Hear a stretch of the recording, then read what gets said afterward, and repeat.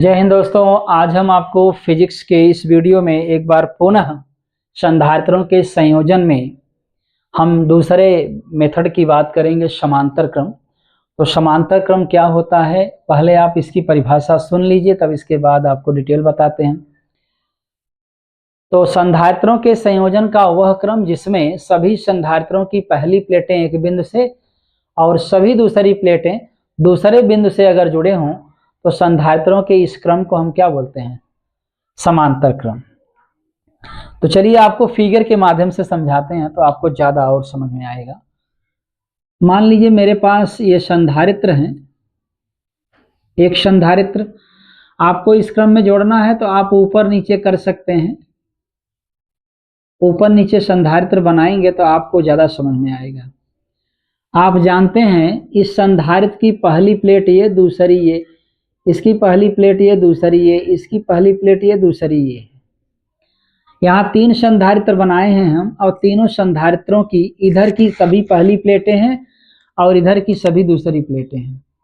इनको क्या करना है, ले जाके आपको एक बिंदु से जोड़ना है। सभी पहली प्लेटों को एक बिंदु से जोड़ना है और सभी दूसरी प्लेटों को दूसरे बिंदु से लेकर जोड़ देना है। तो संधारित्रों का ये क्रम क्या बोला जाएगा, समांतर क्रम बोला जाएगा। अब ये बात खत्म हो गई। अब बात करते हैं, इनका बनाएंगे हम थोड़ा विद्युत परिपथ। मान लीजिए मैंने इनको सेल अथवा बैटरी से कनेक्ट कर दिया। इसका V वोल्ट मान लेते हैं हम।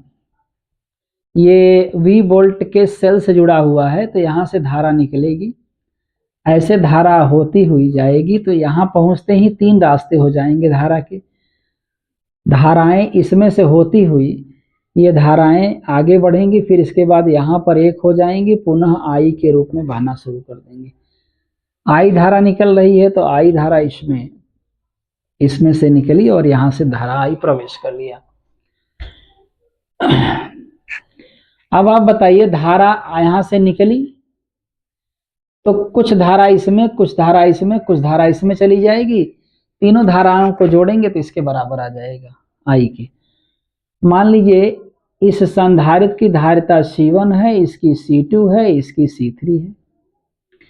जैसे धारा प्रवेश करेगी तो इसका अपना क्या हो जाएगा, इस पर आवेश आ जाएंगे। इस पर आवेश मान लीजिए Q1 माना और Q1 ये माइनस में, और ये मान लीजिए Q2 प्लस में है और Q2 माइनस में। Q3 आवेश यहाँ पर प्लस में, Q3 यहाँ माइनस में, याद रखिएगा। इसमें धारा चली गई I1, इसमें चली आई I2, इसमें I3। फिर वही धारा I यहाँ होते हुए आ रही है, इसमें I2, इसमें I3 धारा है, फिर कंबाइंड हुई धाराएं आई। तो आपको करना क्या है कि आप देख रहे होंगे कि I धारा का मान तीनों धाराओं के योग के बराबर है। I3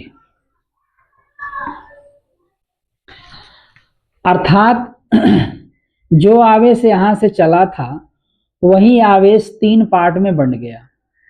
यहां तक तो जो आवेश, धारा और आवेश दोनों साथ ही चल रहे थे, तो यहाँ आवेश से निकल के चला गया Q1, इसमें निकल के चला गया Q2 और इसमें निकल के चला आया Q3 के रूप में। इन तीनों, इसी को हम ऐसे भी लिख सकते हैं, Q बराबर Q1 plus Q2 plus Q3।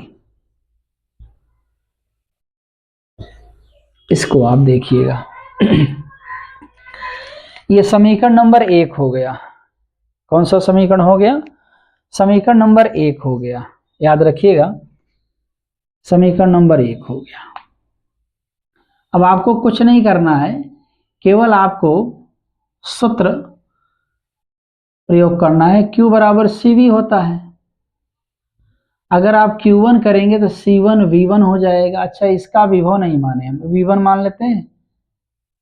Sorry, एक चीज आप याद रखिएगा, समांतर क्रम में जुड़े हुए सभी इलेक्ट्रिकल सिस्टम में विभव बराबर होते हैं। इस विभव के बराबर ये हो जाएगा, C1V हो जाएगा और Q2 बराबर क्या हो जाएगा, C2V और Q3 बराबर क्या हो जाएगा,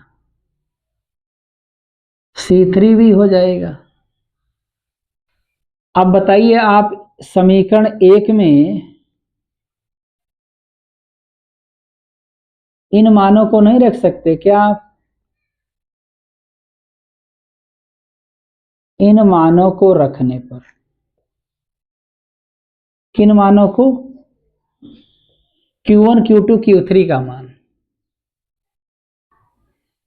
समीकरण 1 लिख रहे हैं, Q1 की जगह क्या लिखेंगे, C1V, Q2 की जगह C2V, Q3 की जगह क्या लिखेंगे, C3V लिखेंगे। समीकरण 1 में Q1 Q2 Q3 का मान यहां से आप रख लीजिए, यहां V कॉमन हो जाएगा, ब्रैकेट में बचेगा C1 plus C2 plus C3 बचा, Q अपान V बचा, C1 plus C2 plus C3 बचा। अब Q by V is equal to C होता है, तो इस Q बटे V की जगह आप C लिख दीजिए।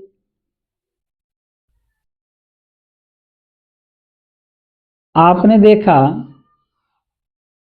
याद रखिएगा Q बटे V की जगह आपने C लिखा है, तो ये इसके बराबर होता है, इसीलिए इसकी जगह लिख दिया है। जहां C1 पहले संधारित्र की धारिता, C2 दूसरे संधारित्र धारिता, C3 तीसरे संधारित्र धारिता और C समांतर क्रम में जुड़े हुए सभी संधारित्रों की परिणामी तुल्य या नेट धारिता है, जिसको हम रिजल्टेंट बोलते हैं, परिणामी धारिता। इस प्रकार से आप परिणामी धारिता का मान समांतर क्रम में आसानी से निकाल सकते हैं। तो आपको एक बार पुनः बता देते हैं कि समांतर क्रम में जुड़े हुए सभी इलेक्ट्रिकल सिस्टम, जितने विद्युत यंत्र होते हैं, चाहे संधारित्र हो चाहे जो भी हो, सबका विभव AC अथवा DC जो भी आपने लगाया है उसके विभव के क्या होंगे, बराबर होंगे। यहाँ ये दोनों फार्मूले एक जैसे हैं, जो आवेश जिस प्रकार से धारा रहेगी उसी प्रकार से आवेश भी रहते हैं, आप याद रखिएगा। अगर सब में धाराएं बराबर होंगी ना, सबके आवेश भी बराबर होंगे। इसीलिए हमने आवेश के रूप में और धारा के रूप में दोनों फार्मूला लिखा हुआ है।